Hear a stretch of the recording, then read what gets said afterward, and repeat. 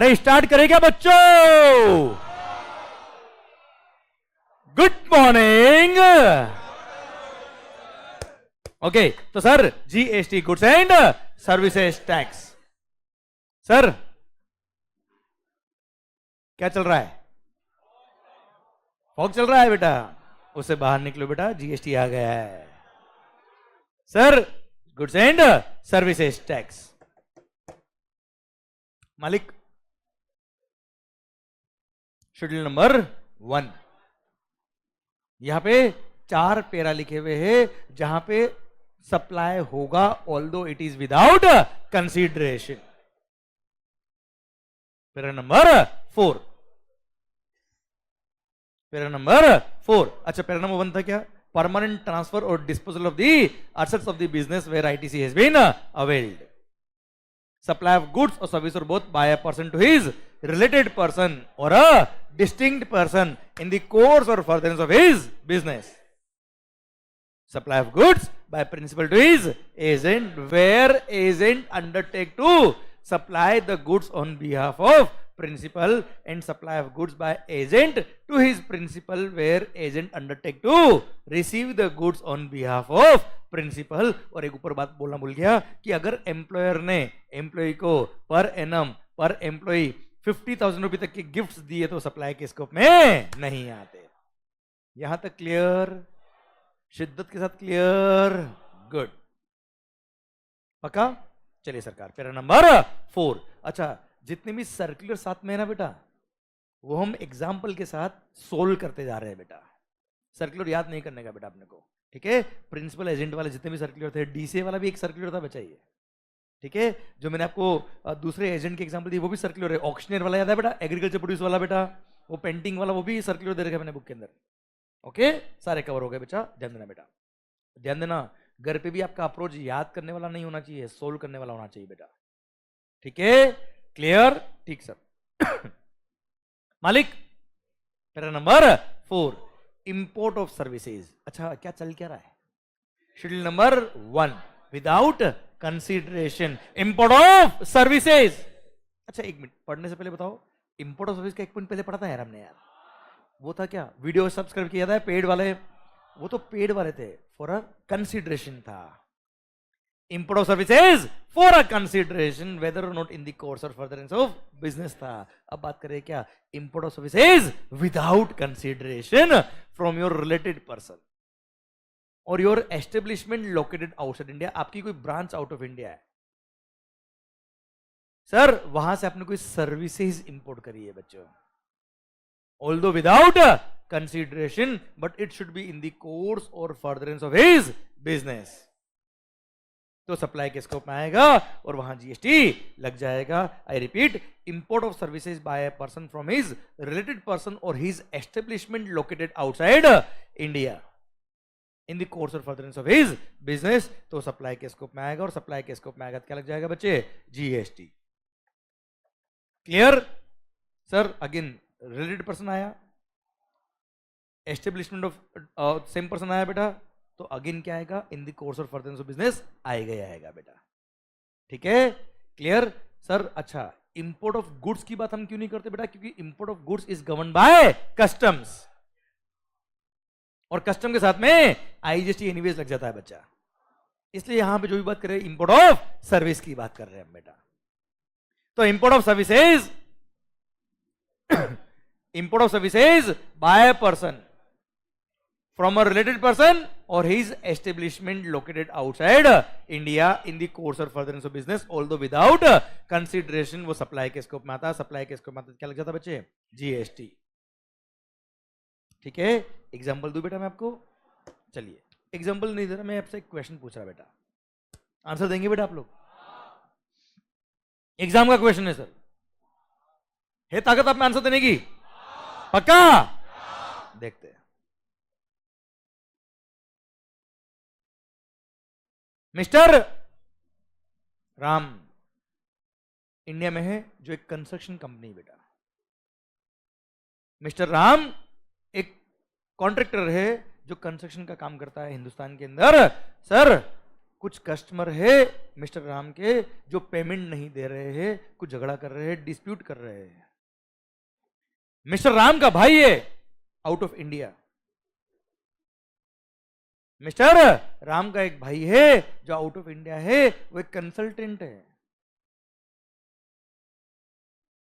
Sir या एक lawyer है, उसने एक राम ने अपने भाई को आउट ऑफ इंडिया फोन किया और बोला क्या मेरे कस्टमर है पेमेंट नहीं करे तो वहां से लीगल नोटिस भेज। क्लियर? उस भाई ने लीगल नोटिस भेजा उन सारे लोगों को जो पेमेंट नहीं दे रहे थे राम को बेटा, एंड ऑब्वियसली कोई कंसिडरेशन नहीं लिया बेटा उसने। हाँ है ना भाई? बताइए जीएसटी लगेगा कि नहीं लगेगा? जीएसटी लगेगा कि नहीं लगेगा? पहला पॉइंट तो ये, is it for a consideration? No. तो चेक करिए शेड्यूल नंबर 1। शेड्यूल नंबर 1 में पैरा नंबर 1 था क्या? परमानेंट ट्रांसफर और डिस्पोजल ऑफ द एसेट, वो है नहीं बेटा। सेकंड है क्या? सप्लाई ऑफ गुड्स और सर्विस और both by a related person, वो है नहीं सर। इंपोर्ट और सर्विस मारा बेटा है तो हाँ है ना भाई। थर्ड था क्या? प्रिंसिपल एजेंट, वो नहीं है। फोर्थ क्या है बेटा? इंपोर्ट ऑफ सर्विसेज वाला पॉइंट है। यस, राम ने अपने भाई से सर्विसेज इंपोर्ट करी है, विदाउट कंसिडरेशन करी है, इन द कोर्स और फर्दरनेस ऑफ बिजनेस करी है। पर क्या राम और उसका भाई रिलेटेड पर्सन है क्या? मैंने तो केस बता दिया, कोई डिपेंड नहीं है। बताओ डिपेंड है कि नहीं बताओ? अरे भाई, क्या आपका रिलेटेड कहलाता है? सगा भाई है, डिपेंडेंट होगा तो कहलाएगा, वरना रिलेटेड नहीं कहलाएगा। वो लीगल कंसल्टेंट है आउटसाइड इंडिया, आप कंस्ट्रक्शन का काम करो, दोनों कोई डिपेंडेंट नहीं है, कोई रिलेटेड नहीं है। और import of services without consideration है फ्रॉम योर रिलेटेड पर्सन अगर होता, या आपकी एस्टेब्लिशमेंट जो आउट ऑफ इंडिया आपकी ब्रांच होती उससे अगर आपने सर्विस इंपोर्ट करी होती तो सप्लाई के स्कोप में आता। यहाँ पे सप्लाई के स्कोप में नहीं आएगा क्योंकि वो रिलेटेड पर्सन नहीं है। दिस वाज द एग्जाम का क्वेश्चन बेटा, है ना भाई? क्लियर? ये कोई सप्लाई के स्कोप में नहीं आएगा। अब सर इसी का second question, what would had been your answer in this question? अगर अगर वो रिलेटेड पर्सन के स्कोप में आ रहे होते तो अब बताओ क्या होता?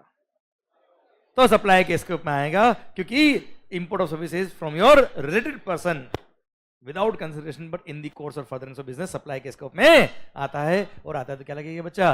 जीएसटी।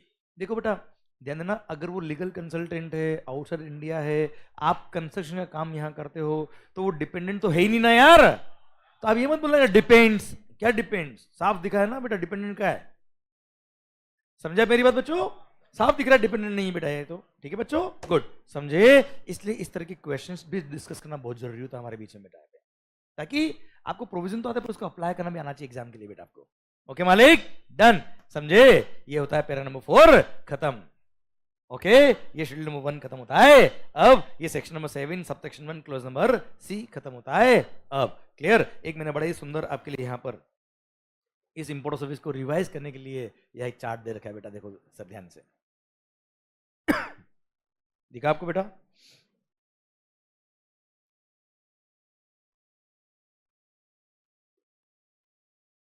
जितने भी एग्जांपल है, जितने भी सर्कुलर मैंने आपको पढ़ा है, वो सब मैंने यहाँ पे लैंग्वेज फॉर्म में दे रखे बेटा।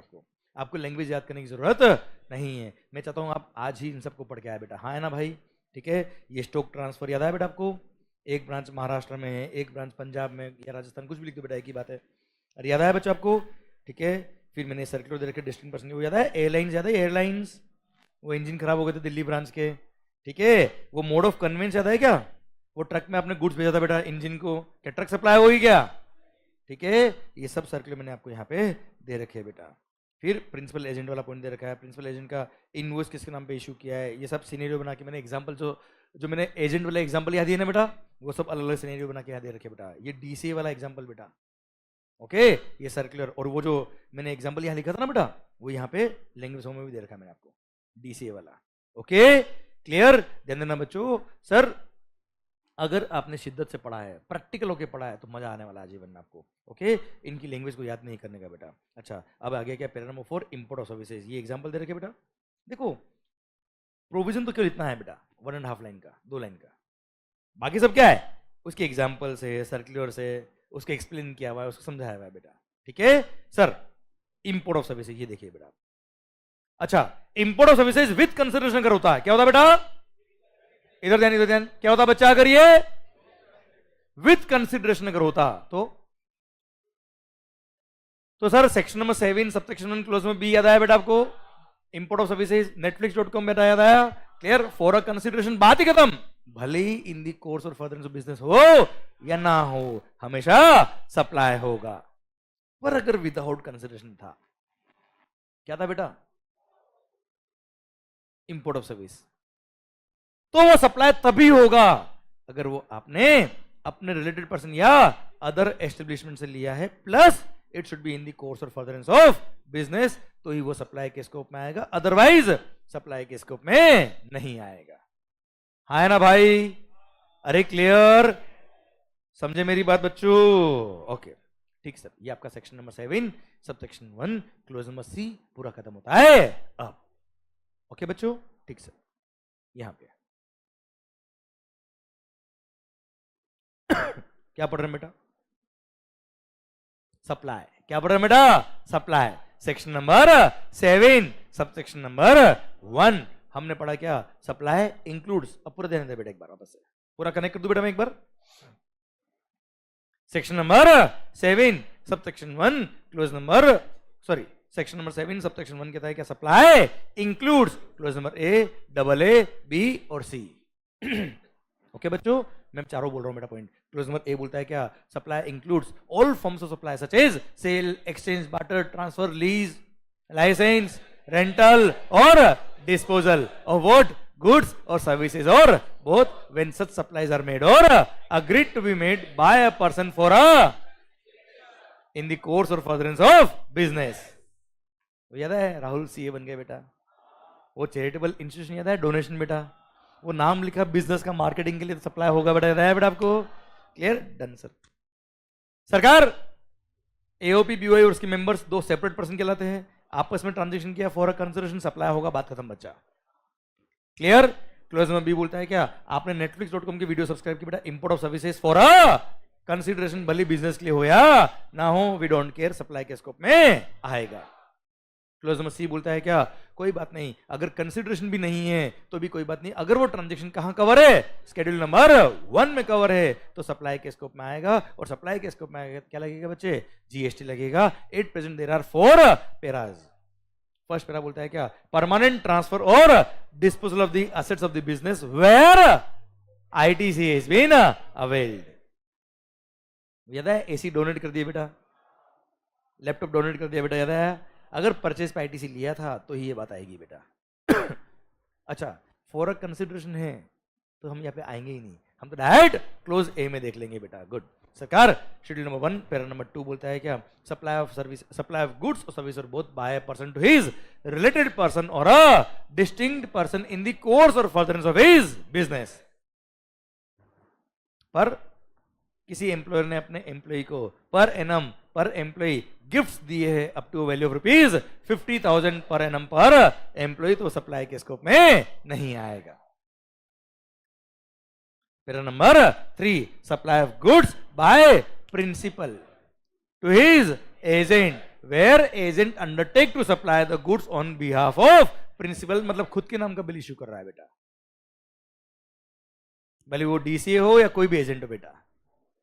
Clear sir? Second vice versa, supply of goods by agent to his principal, clear, where agent undertake to receive the goods on behalf of principal, जब वो बाइंग कर रहा है गुड्स मेरे बिहाफ पर, खुद के नाम का बिल इश्यू करवा रहा है बेटा। क्लियर? तो सप्लाई के स्कोप में आएगा। प्रिंसिपल एजेंट क्या है, प्रिंसिपल क्या आ रहा है, सप्लाई के स्कोप में आ जाएगा बच्चा। बोलो या सर? क्लियर?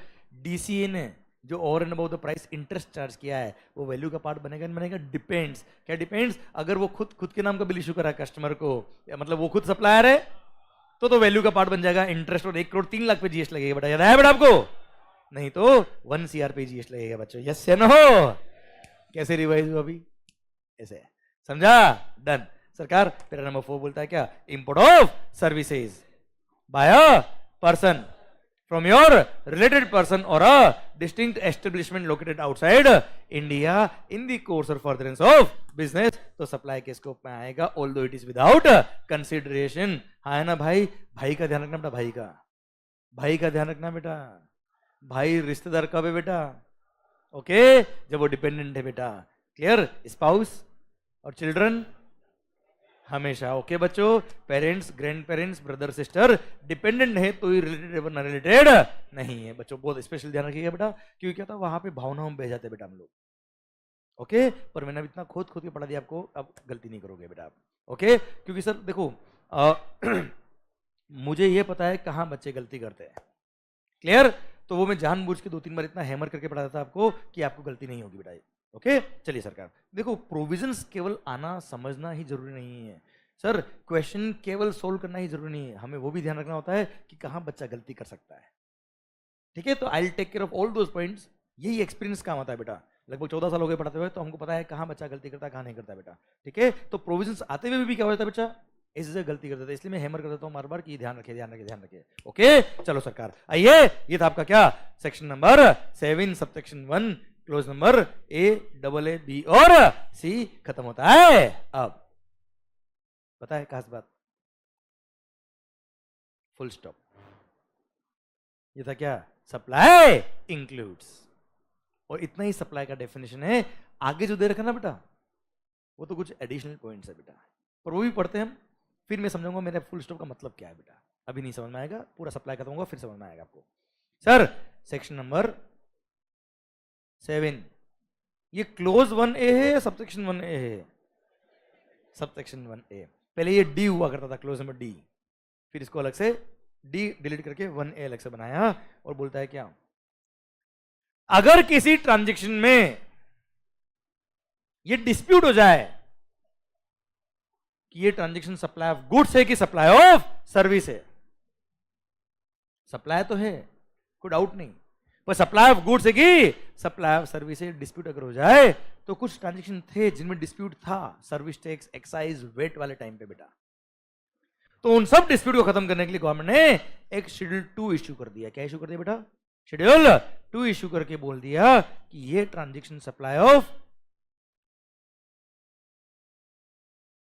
गुड्स कहलाएगा और ये particular transaction supply of service कहलाएगा. क्या बोला बच्चों? गवर्नमेंट ने शेड्यूल 2 के अंदर कुछ ट्रांजैक्शन जिनमें डिस्प्यूट थे, कुछ ट्रांजैक्शन जिनमें झगड़ा था कि ये गुड्स है कि सर्विस है, भाई साहब वहां पे क्लियरिटी देने के लिए बोल दिया क्या कि ये तो ट्रांजैक्शन सप्लाई ऑफ गुड्स कहलाएगा, ये ट्रांजैक्शन सप्लाई ऑफ सर्विस कहलाएगा. पर हाँ सुन रहे हो ये होशियारी, 2 मिनट ध्यान दो बेटा.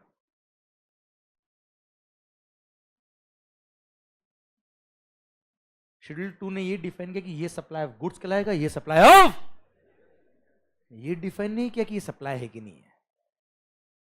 सप्लाई है या नहीं है तो आप सेक्शन नंबर 7 सबसेक्शन 1 देख लेना बेटा.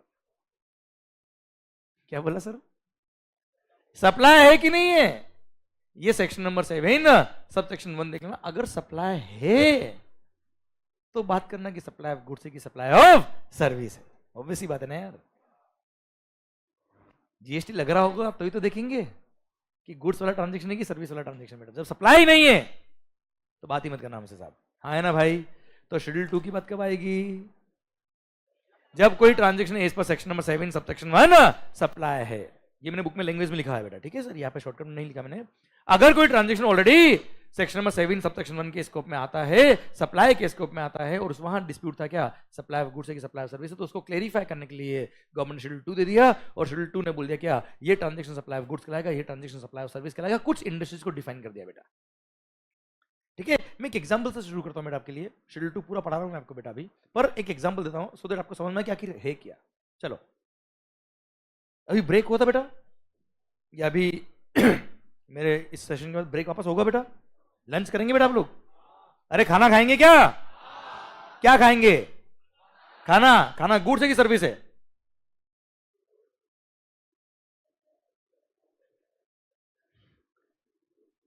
सर खा तो गुड्स रहे सर्विस थोड़े खा रहे हो बेटा यार, खा तो गुड्स रहे सर। आप समझ रहे हो मेरा क्वेश्चन? बस ये झगड़ा सोल्व करने के लिए शेड्यूल नंबर 2 आया बेटा। समझ गए शेड्यूल 2 क्यों आया? सप्लाई पे है सर। अगर हमने आपा की थाली ली है बेटा, खाना लिया है, लंच लिया है सर, उसको 100 रुपए दिए मान लो, तो वो 100 रुपए सप्लाई तो है, और वो गुड्स खरीदा कि सर्विस खरीदी बेटा आपने? बस इसी को क्लेरिफाई करने के लिए शेड्यूल नंबर 2 आया। समझे? ऐसे कुछ ट्रांजेक्शन और भी बेटा। मेरा पॉइंट समझ गया शेड्यूल 2 क्यों आया? ठीक है, सर्विस है बेटा, वो restaurant is a service. Okay ठीक है, ये झगड़ा खत्म करने के लिए शेड्यूल 2 आया। अब शेड्यूल 2 पढ़ ले बेटा हम लोग। आइए बच्चों, शेड्यूल नंबर 2 हम पढ़ते बेटा। सबसे पहली बात तो ये 6 पैरा है टोटल, कितने बेटा? 6। ठीक है, चलिए फर्स्ट ट्रांसफर ऑफ गुड्स के रिगार्डिंग बेटा, इधर ध्यान। क्या बेटा? इधर नजर, इधर नजर, इधर। मैं एक एक चीज में समझाऊंगा बेटा आपको। फर्स्ट चलो एक काम करूं क्या यार, ये सामने खुला रहेगा ना, आप खुद ही आंसर देख देख के बोलोगे बेटा यार। आई वॉन्ट के आंसर आप दे बेटा, चलेगा? मैं आपके सामने सिचुएशन क्रिएट करूंगा, आप सोच के आंसर देना। अच्छा एक बात और, मैंने आपसे डे 1 भी बोल दिया था कि आप आंसर दीजिए, आप मेरे से बात करिए। आंसर सही होना गलत होना वो देख लेंगे यार अपन। सही होगा तो अच्छी बात है, नहीं होगा तो सही कर देंगे, और क्या होगा यार। ठीक है, आप डिस्कस करो बस, वो इंपॉर्टेंट है। मैं भी गजब कर रहा हूँ, इसको तो यही रहने देता हूँ।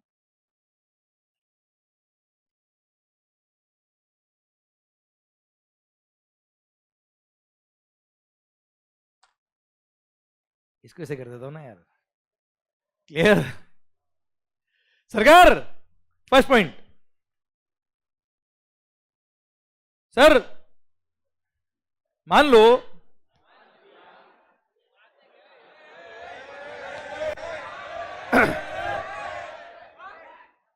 सर मैंने कोई, सुनना बेटा, फर्स्ट ट्रांजेक्शन बच्चों। Okay, I need answer from your side only बेटा।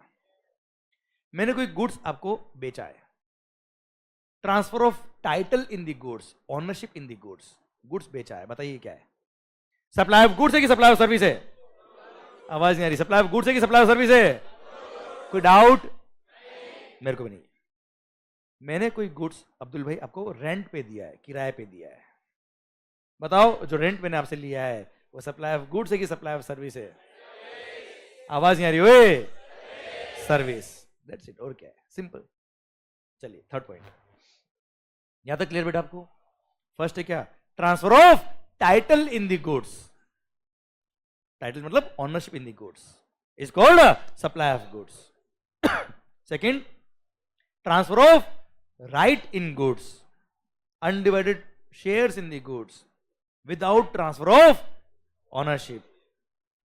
राइट टू यूज दिया मैंने गुड्स का, है ना? राइट इन यूज दिया। अच्छा वैसे right to use, right in use, undivided shares in the goods, without transfer of title in the goods, ये सब सप्लाई ऑफ सर्विस है। रेंट हो गया, फाइनेंस लीज आ गया, ऑपरेटिंग लीज आ गया, सब इसमें आ गया बेटा।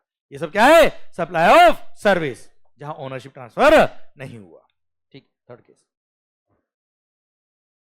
मैंने कोई गुड्स आपको बेचा है। क्या किया मैंने?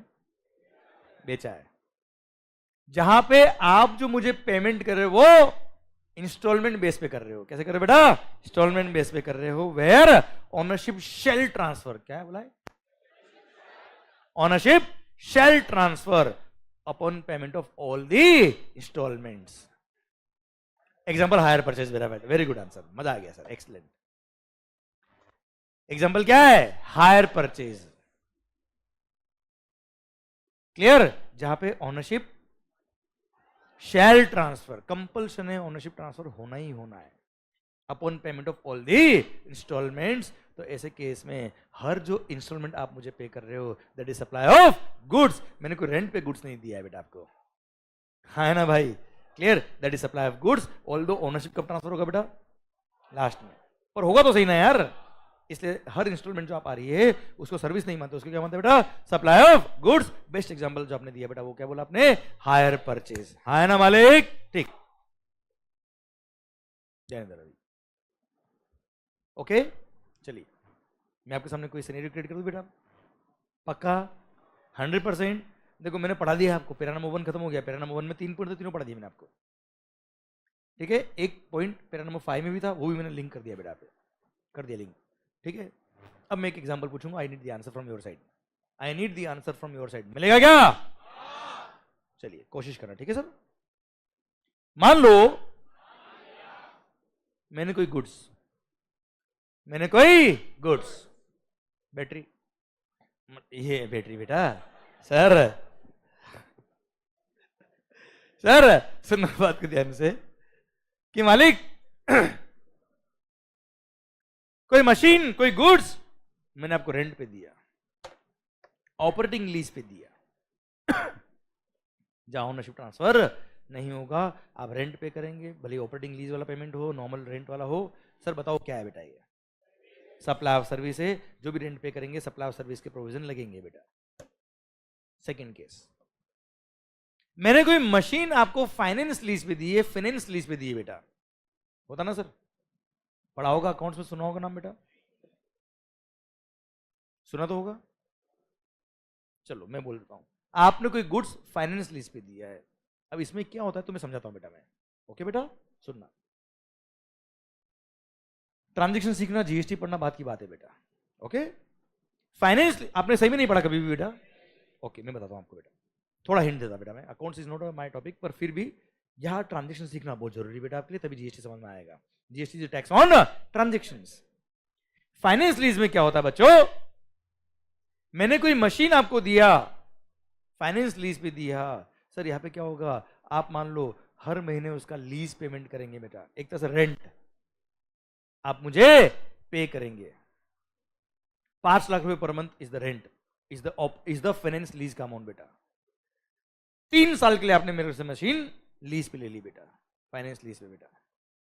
3 साल जब खत्म होंगे, at the end of the lease period आपके पास ऑप्शन है, क्या है बेटा? कि आप चाहे, हमने कॉन्ट्रैक्ट में लिखा है, आप चाहे तो मुझे 25 लाख रुपए पे करना और मशीन की ओनरशिप ले लेना। आप चाहे तो मत लेना ओनरशिप, मशीन मेरे को दे देना सर, हाँ है ना। कब है ये बेटा option? At the end of the lease period, but till the time, जब तक लीज पीरियड का लास्ट पीरियड नहीं आता बेटा, तब तक आप क्या करेंगे बेटा? Every month you will pay me lease amount of rupees 5 lakh. Okay, transaction clear बेटा आपको? Transaction clear? तो मेरा पॉइंट आपसे ये है कि जब आप मेरे को एवरी मंथ 5 लाख रुपए पे कर रहे हो on the for the purpose of finance lease of the machine, you tell me वो सप्लाई ऑफ गुड्स है कि सप्लाई ऑफ सर्विस है? सप्लाई ऑफ गुड्स है कि सप्लाई ऑफ सर्विस है? सप्लाई ऑफ सर्विस पक्का, पर ओनरशिप में ट्रांसफर ना, तो दैट में transfer at the time of rupees payment of rupees 5 lakh. It's not defined कि मशीन बिकेगी कि नहीं बिकेगी। आप कोई इंस्टॉलमेंट पे नहीं कर रहे हो, आप हायर परचेज पे नहीं खरीदी मशीन आपने बेटा मेरे को, है ना सर। यहाँ पे 5 लाख रुपए जो दे रहे हो सप्लाई ऑफ सर्विस है at the end of the lease period. आपने वो 25 लाख वाला ऑप्शन एक्सरसाइज किया। अब बताओ वो 25 लाख का ट्रांजेक्शन क्या है? वो 25 लाख में आपने मशीन खरीद ली ना यार, तो 25 लाख का ट्रांजैक्शन जो है वो क्या है? सप्लाई ऑफ गुड्स है। पर 3 साल तक जो आप 5-5 लाख रुपए हर महीने मुझे पे करते गए, वो क्या है? Supply of service. Excellent answer. पर यही अगर आपने हायर परचेज में मशीन खरीदी होती, 3 साल तक आप इंस्टॉलमेंट पे कर रहे हो सर, 5-5 लाख रुपए आप इंस्टॉलमेंट पे कर रहे हो सर, 3 साल तक आप ईएमआई पे करोगे, कितनी? 5-5 लाख रुपए। अब बताओ यहां पे क्या होगा बेटा? ये हर 5 लाख जो आप पे कर रहे हो, that is supply of goods. क्यों सप्लाई ऑफ गुड्स? क्योंकि यहां पे ownership shall transfer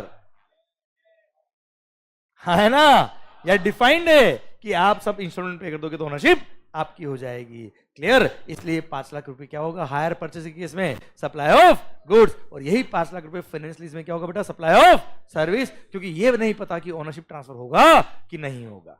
good, excellent बेटा, क्लियर? माहौल एकदम क्लियर। ये पैरा नंबर 1 खत्म होता है अब। ओके बच्चों, क्लियर? सेकंड, चलिए मान लो ये प्रॉपर्टी, ये क्लासरूम मैंने रेंट पे लिया, लीज पे लिया। बताओ क्या है ये? Supply of service.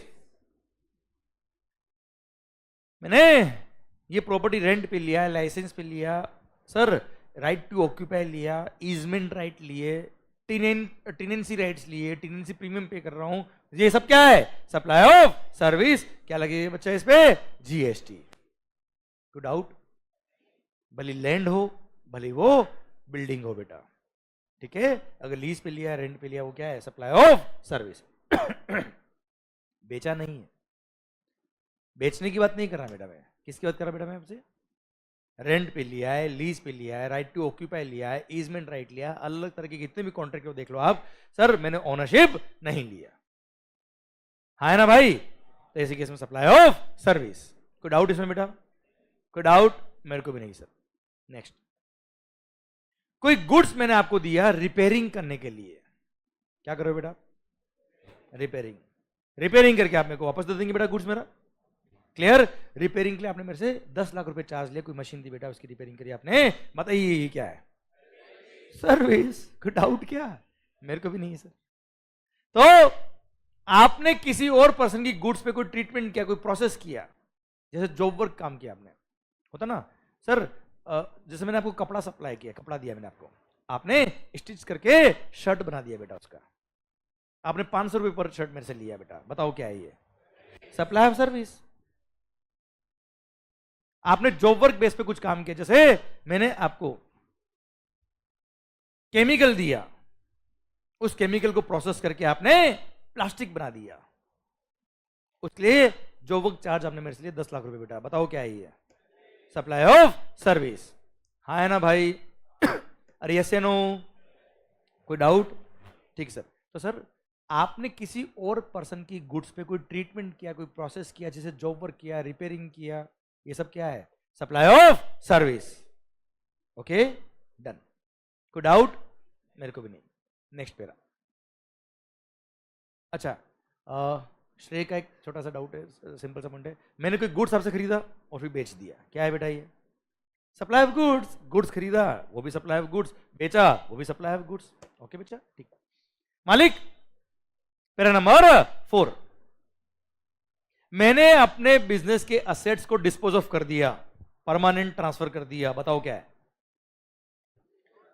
देख सप्लाई है कि नहीं मैं वो नहीं पढ़ा रहा बेटा, सप्लाई अगर है तो ही बात कर रहा मैं आपसे, गुड्स है कि सर्विस है मुझे बताओ बेटा। दैट्स इट, खत्म, है ना? परमानेंट ट्रांसफर, क्या बोला मालिक?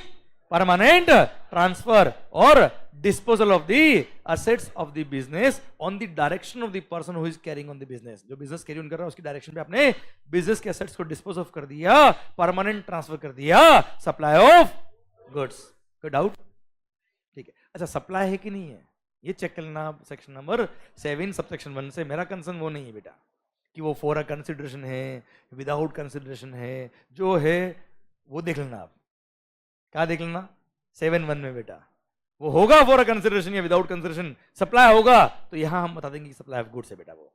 ओके। सेकंड, मैंने बिजनेस के एसेट्स को परमानेंटली ट्रांसफर नहीं किया बेटा, टेम्पररी दिया 4 दिन के लिए यूज करने के लिए बेटा, पर्सनल यूज के लिए आपको बेटा, बताओ क्या होगा बेटा? वो सप्लाई ऑफ सर्विस। हाँ है ना सर? एग्जाम्पल दूं मैं इसका? मान लो विजू भैया की शादी थी बेटा,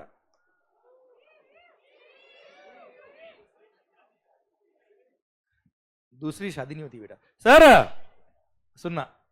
विजू भैया की शादी थी, ओरिजिनल वाली बेटा, जो सबको बताया बेटा, उसकी बात कर रहा हूं मैं। Clear sir?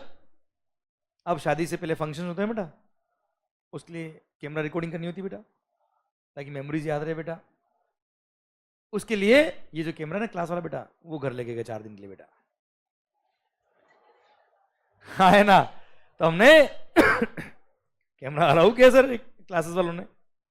क्लियर? तो बिजनेस का असेट उन्होंने अपने पर्सनल यूज में लिया, हाँ है ना भाई? टेम्पररी ट्रांसफर और allowing the use of the assets of the business for any purpose other than for the purpose of business बेटा, या for their personal use बेटा। क्लियर? अब 4 दिन में उन्होंने लाके वापस दे दिया, बताओ क्या है बेटा ये? Supply of service. हाँ है ना भाई? क्लियर? कोई डाउट? अच्छा, अब ये विदाउट कंसिडरेशन था कि विद कंसिडरेशन था, सप्लाई था कि नहीं था, ये मेरा क्वेश्चन है ही नहीं। क्लियर? सब फॉर कंसिडरेशन होता तो सेक्शन नंबर 7(1)(a) में था। विदाउट कंसिडरेशन अगर है तो शेड्यूल नंबर 1 में चेक कर लेना बेटा। अगर होगा तो सप्लाई होगा, सप्लाई तो सप्लाई और सर्विस होगा। मैं बोल रहा हूं बेटा आपको, यस या नो? ठीक है, अब रिकॉर्डिंग क्या क्या वो पूछना बेटा आप। ठीक है, यहां तक बात समझे क्या आप?